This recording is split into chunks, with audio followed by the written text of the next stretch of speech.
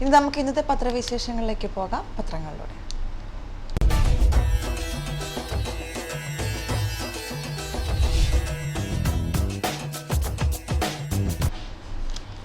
ഇന്ന് ഏപ്രിൽ 22, 2015 ബുധൻ 1190 മേടം 8.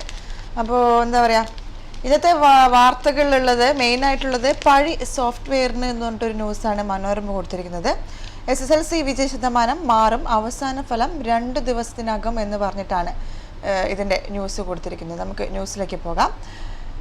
തിരുവനന്തപുരം, തൃശൂർ SSLC പരീക്ഷാ ഫലത്തിലെ പിഴവുകൾ പരിഹരിക്കുന്നതോടെ പ്രഖ്യാപിച്ച വിജയ ശതമാനത്തിൽ മാറ്റം വരും. മുഴുവൻ ഫലവും വരുമ്പോൾ സംസ്ഥാനതല ജില്ലാതല വിജയ ശതമാനത്തിലും 100% വിജയം നേടിയ സ്കൂളുകളുടെ എണ്ണത്തിലും മാറ്റം വന്നേക്കാം. 3000-ഓളം വിദ്യാർത്ഥികളുടെ മാർക്ക് അപ്രത്യക്ഷമായെന്നാണ് ഔദ്യോഗിക ഭാഷ്യമെങ്കിലും യഥാർത്ഥ കണക്ക് വളരെ കൂടുതലാണ്. ഫലം സംബന്ധിച്ച കൂടുതൽ അബദ്ധങ്ങൾ പല കേന്ദ്രങ്ങളിൽ നിന്നും റിപ്പോർട്ട് ചെയ്യുന്നുണ്ട്. വിട്ടുപോയ മാർക്കുകൾ 54 മൂല്യനിർണ്ണയ ക്യാമ്പുകളിൽ നിന്നും ശേഖരിച്ച് പിഴവുകൾ തിരുത്തുന്ന ജോലി പരീക്ഷാഭവൻ പൂർത്തിയാക്കി വരികയാണെന്നും ഇന്നോ നാളെയോ പുതിയ വിജയ ശതമാനം കണക്കാക്കാൻ സാധിക്കുമെന്നും പൊതുവിദ്യാഭ്യാസ ഡയറക്ടർ ഗോപാലകൃഷ്ണ ഭട്ട് അറിയിച്ചു എന്ന് പറഞ്ഞിട്ടാണ് ന്യൂസ് ഉള്ളത്. അതിൻ്റെ കൂടെ തന്നെ വേറൊരു ന്യൂസ്, SLC അമിതവേഗം ആപത്തായപ്പോൾ എന്നാണ് കൊടുത്തിരിക്കുന്നത്. പരീക്ഷ എഴുതിയത് ആകെ 4,68,273 പേർ. അതുപോലെ മൂല്യനിർണ്ണയം ചെയ്തത് 20,000 അധ്യാപകർ. ടാബുലേഷൻ ഓരോ ക്യാമ്പിലും 4-5 വിദഗ്ധർ. പരീക്ഷാഭവനിൽ 120 ജീവനക്കാർ. അതുപോലെ കഴിഞ്ഞ വർഷം ഏപ്രിൽ 16-നാണ് ഫലം പ്രഖ്യാപിച്ചത്. ഇത്തവണയും 16-ന് ഫലപ്രഖ്യാപനം വേണമെന്ന് വാശി, അവധി, ഹർത്താൽ എന്നിവ വന്നതുമൂലം നടക്കില്ലെന്ന് ബോധ്യമായതോടെ 20-ലേക്ക് മാറ്റി. ഇത് സാധിക്കുമോ എന്ന് പരീക്ഷാഭവനോട് ചോദിച്ചില്ല. 2. ഒരു അധ്യാപകൻ ദിവസം 40 മാർക്കിന്റെ 36 പേപ്പറോ 80 മാർക്കിന്റെ 24 പേപ്പറോ ആണ് നോക്കേണ്ടത്. ഈ സ്ഥാനത്ത് ഇത്തവണ 40 മാർക്കിന്റെ 54 പേപ്പറും 80 മാർക്കിന്റെ 36 പേപ്പറും. പരീക്ഷണങ്ങൾ ബാലാവകാശ കമ്മീഷന്റെ നിർദ്ദേശപ്രകാരം മൂല്യനിർണ്ണയത്തിനു പെൻസിൽ ഉപയോഗിച്ചു. പേന ഉപയോഗിച്ച് മൂല്യനിർണ്ണയം നടത്തിയാൽ പഴയ മാർക്ക് അറിയാമെന്നതിനാൽ പുനർമൂല്യനിർണ്ണയ സമയത്ത് ആദ്യത്തേതിനേക്കാൾ കൂടുതൽ മാർക്ക് നൽകില്ലെന്ന പരാതിയെ തുടർന്നാണിത്. ഓരോ ഗ്രേഡ് മാറിയാൽ അധ്യാപകന്റെ ഇൻക്രിമെന്റ് കട്ട് ചെയ്യുമെന്നും ഭീഷണിയുള്ളതിനാൽ പുനർമൂല്യനിർണ്ണയം നടത്തുന്നവർ ആർക്കും ദോഷമാകാതെ മാത്രമേ നോക്കൂ എന്ന് പറഞ്ഞിട്ടാണ് ഇതിൽ കുറെ കൊടുത്തിട്ടുണ്ട് ഇതിനെ കുറിച്ചിട്ടുള്ളത്. എന്തായാലും നമുക്ക് മറ്റൊരു ന്യൂസിലേക്ക് പോകാം. മറ്റൊരു ന്യൂസ്, സൽമാൻ കേസ് വിധി മെയ് 6-ന് എന്നൊരു ന്യൂസാണ് കൊടുത്തിരിക്കുന്നത്. മുംബൈ 13 വർഷം മുൻപ് നടൻ സൽമാൻ ഖാന്റെ 49 വയസ്സ് കാർ പാഞ്ഞുകയറി ഒരാൾ മരിച്ച കേസിൽ മെയ് 6-ന് വിധി പ്രഖ്യാപിക്കും. അന്ന് സൽമാൻ ഹാജരാകണമെന്നും സെഷൻസ് ജഡ്ജി നിർദ്ദേശിച്ചു. ശിക്ഷിക്കപ്പെട്ടാൽ 10 വർഷത്തെ ജയിൽവാസമാണ് ബോളിവുഡ് ആക്ഷൻ ഹീറോയെ കാത്തിരിക്കുന്നത്. ബാന്ദ്രയിലെ ബേക്കറിക്ക് മുന്നിൽ റോഡരികിൽ ഉറങ്ങിക്കിടന്നവരുടെ മേൽ സൽമാന്റെ കാർ പാഞ്ഞുകയറി 2000-ലുണ്ടായ അപകടത്തിൽ 4 പേർക്ക് പരിക്കുമേറ്റിരുന്നു. അപകട സമയത്ത് സൽമാൻ മദ്യലഹരിയിലായിരുന്നു എന്നും വാഹനം ഓടിക്കാൻ ലൈസൻസ് ഇല്ലായിരുന്നു എന്നുമാണ് പ്രോസിക്യൂഷൻ കേസ് എന്ന് പറഞ്ഞിട്ടാണ് ഇതിന്റെ ന്യൂസ് പോകുന്നത്. നമുക്ക് മറ്റൊരു ന്യൂസ് എടുത്തിട്ടുണ്ടെങ്കിൽ നമ്മളുടെ തിരുവനന്തപുരത്ത് പേമാരി 3 മരണം. നല്ല മഴയെന്നാണ് കേൾക്കുന്നത്. നാട്ടിലൊക്കെ വീട്ടിലൊക്കെ വിളിക്കുമ്പോൾ അറിയാം നല്ല മഴയാണ്, ഇടിമിന്നലെന്നൊക്കെ പറയും. അപ്പോൾ നമുക്ക് എന്തായാലും കൊതിയാവുന്ന മീൻസ് മഴ കൊതിയാവുന്നുണ്ട്, മഴ പെയ്യാൻ കൊതിയാവുന്നുണ്ട്. പക്ഷെ ഇങ്ങനെയാകുമ്പോൾ ഭയങ്കര ദുരിതം തന്നെയാണല്ലോ. ഒരുപാട് മഴയും കെട്ടിക്കിടക്കുന്ന ഒരു ഫോട്ടോ ഒക്കെ കൊടുത്തിട്ടുണ്ട്. തിരുവനന്തപുരത്ത് പേമാരി 3 മരണം എന്ന് പറഞ്ഞിട്ടാണ്. 3 ദിവസം മഴ തുടർന്നേക്കും. ട്രെയിൻ, റോഡ് ഗതാഗതം തടസ്സപ്പെട്ടു. സംസ്ഥാനത്ത് ജാഗ്രതാ നിർദ്ദേശം എന്ന് പറഞ്ഞിട്ടാണ്. ന്യൂസിലേക്ക് പോകാം. തിരുവനന്തപുരം വേനൽ മഴ പെരുമഴയായതോടെ കനത്ത നാശനഷ്ടം. ഇടിമിന്നലിലും വൈദ്യുതി കമ്പിയിൽ നിന്ന് ഷോക്കേറ്റും തിരുവനന്തപുരത്ത് 3 പേർ മരിച്ചു. തിരുവനന്തപുരത്തും കാസർകോട്ടും തീവണ്ടി ഗതാഗതം തടസ്സപ്പെട്ടു. റോഡുകൾ മുങ്ങിയതിനാൽ ഗതാഗതം താറുമാറായി. തലസ്ഥാനം നിശ്ചലമായി. താഴ്ന്ന പ്രദേശങ്ങളും വീടുകളും മുങ്ങി.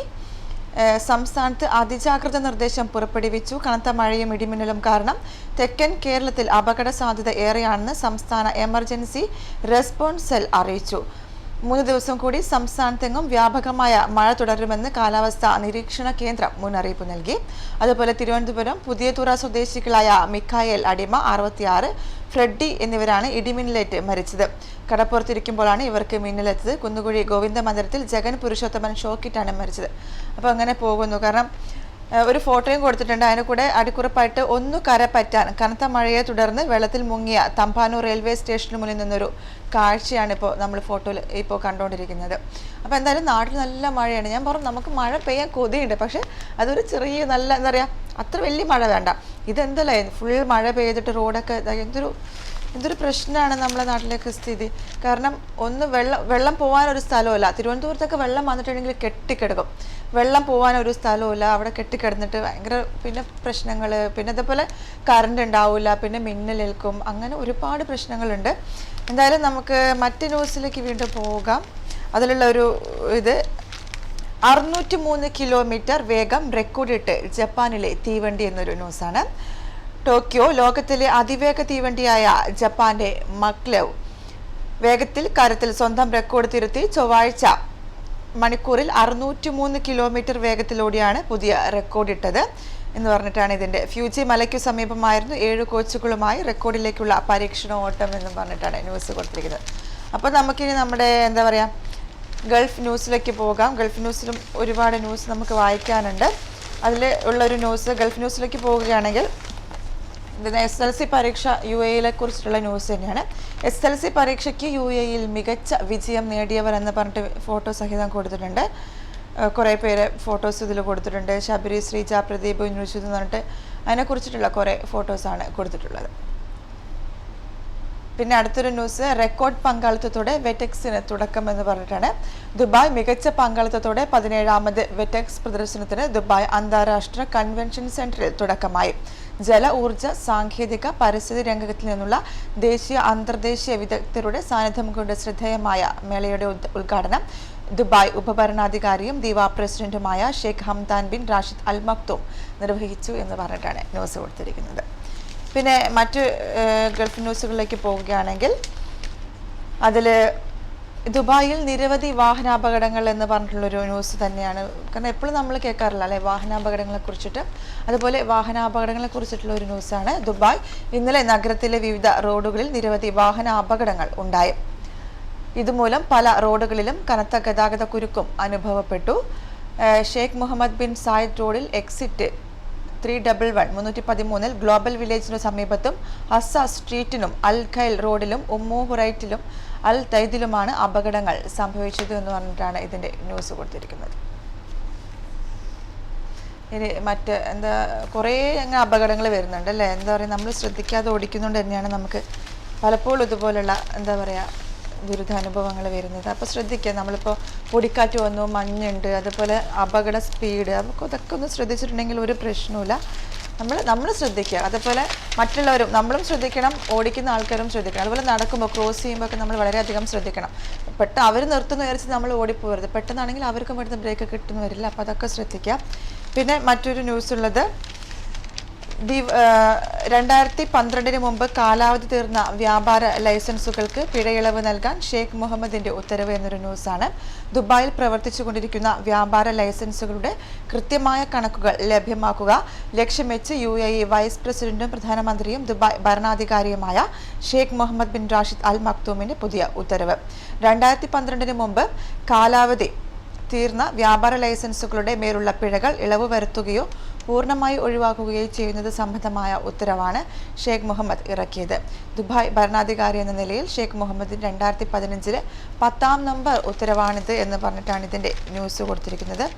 പിന്നെ മറ്റൊരു ന്യൂസ് ഉള്ളത് ബുഗാട്ടി വെയ്റോൺ ലോകത്തിലെ ഏറ്റവും വേഗം കൂടിയ നിയമം നടപ്പാക്കുന്ന വാഹനം എന്ന് പറഞ്ഞിട്ടൊരു ന്യൂസ് ഉണ്ട്.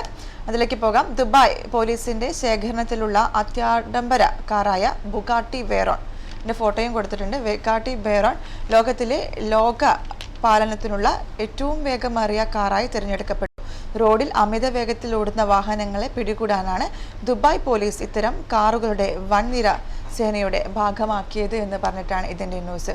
കൂടെ തന്നെ 1200 കുതിരശക്തിയുള്ളതും 16 സിലിണ്ടറുകളുള്ളതുമായ വെയ്റോണിന്റെ മണിക്കൂറിലെ പരമാവധി വേഗം 407 കിലോമീറ്ററാണ്.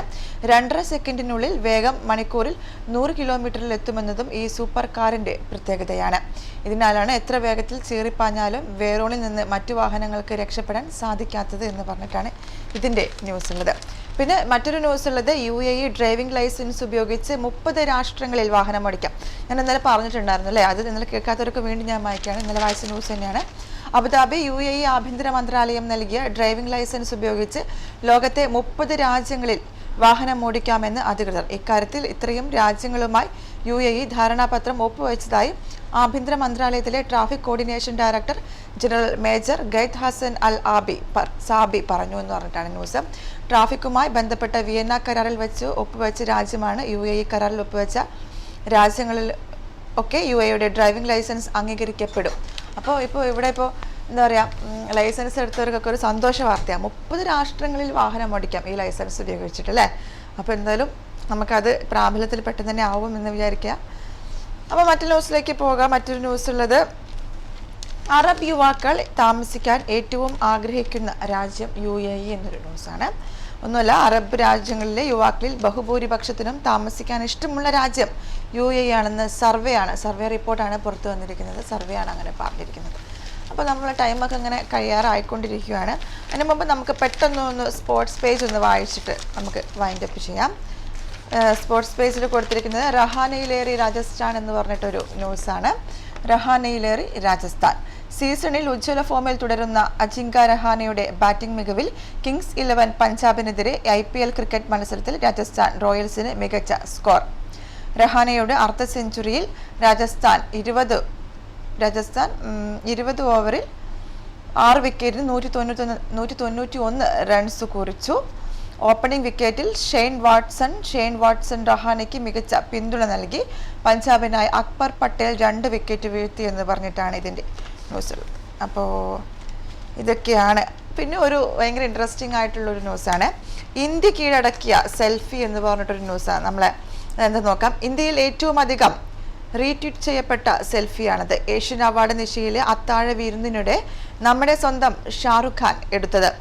ബോളിവുഡ് താരത്തിനോടൊപ്പമുള്ളത് ബ്രിട്ടീഷ് ഗായകൻ സൈൻ മാലിക്. ട്വിറ്ററിൽ കിങ്കാനിട്ട പടത്തിന് കിട്ടിയ റീട്വീറ്റ് 1.25 ലക്ഷം അടുക്കാറായി. ഇനങ്ങളിൽ ലോക റെക്കോർഡുള്ള സെൽഫി ഹോളിവുഡ് ഹാസ്യതാരം എലൻ ഡിജിനർ പിടിച്ചെടുത്തതാണ്. കഴിഞ്ഞ വർഷത്തെ ഓസ്കാർ അവാർഡ് നിശയ്ക്കിടെ എടുത്ത ഈ താരക്കൂട്ട സെൽഫിക്ക് കിട്ടിയ റീട്വീറ്റ് 3,53,095, ഫേവറേറ്റ് 2,02,24,715. അപ്പം എന്തായാലും കുറേ അക്കങ്ങളുണ്ട്. ഞാനിങ്ങനെ തപ്പിയിട്ടാണ് അക്കം നോക്കുന്നത് എത്ര കോടിയാണെന്നാണ് കോടികളാക്കിയിട്ടിരിക്കുന്നത്. അപ്പോൾ എന്തായാലും ഇതൊക്കെയാണ് നമ്മളുടെ ഇന്നത്തെ ന്യൂസ്. അപ്പോൾ നമുക്കിനി നമ്മളെ എക്സ്ചേഞ്ച് റേറ്റ് അറിയാനുള്ള ഒരു ആകാംക്ഷ എല്ലാവർക്കും ഉണ്ടായിരിക്കും. കാരണം നമ്മളിപ്പോൾ 16.95 ആയിരുന്നു ഉണ്ടായിരുന്നത് അല്ലേ പണ്ട്. ഇപ്പോൾ കുറച്ച് മുമ്പ് വരെ കുറച്ച് മുമ്പ് വരെ അത്രയും ഉണ്ടായിരുന്നത്. ഇപ്പോൾ അടുത്താണ് 17 ആയത്. അതായത് നമ്മളുടെ ഒരു ദിർഹത്തിന് നാട്ടിലെ 17 രൂപയാണ് കിട്ടുന്നത്. അതായത് ഇവിടുത്തെ 58 ദിർഹവും 71 ഫിൽസും കൊടുത്താൽ നാട്ടിലെ 1000 രൂപ. അതുപോലെ സ്വർണത്തിൻ്റെ ആണെങ്കിൽ 24 ക്യാരറ്റിന് 144 ദിർഹവും 75 ഫിൽസുമാണ് മോർണിംഗ്. ഇന്നലെ അത് തന്നെയായിരുന്നു, ഒരു മാറ്റവുമില്ല. അതുപോലെ 22 ക്യാരറ്റ് സ്വർണത്തിന് 137 ദിർഹവും 25 ഫിൽസുമാണ്. ഇന്നലെയും സെയിം, ഒരു മാറ്റവുമില്ല, 137 25 തന്നെയാണ്. അപ്പോൾ അക്ഷയ തൃതീയമായിട്ട് ചെറിയൊരു എന്താ പറയുക, ഒരു ഫിൽസിൽ ചെറിയൊരു മാറ്റം വന്നല്ലാതെ വലിയ വിലയൊന്നും നമ്മളിപ്പോൾ കാണുന്നില്ല. അപ്പോൾ ഇതൊക്കെയാണ് ഇന്നത്തെ വിശേഷങ്ങളും എന്താ പറയുക പത്രവാർത്തകളും എക്സ്ചേഞ്ച് റേറ്റും ഒക്കെ. അപ്പോൾ വീണ്ടും നമുക്ക് നാളെ അതുപോലെ ഒരുപാട് വിശേഷങ്ങളും ഒരുപാട് പത്രവിശേഷങ്ങളൊക്കെ ആയിട്ട് വീണ്ടും കാണാം. നന്ദി, നമസ്കാരം.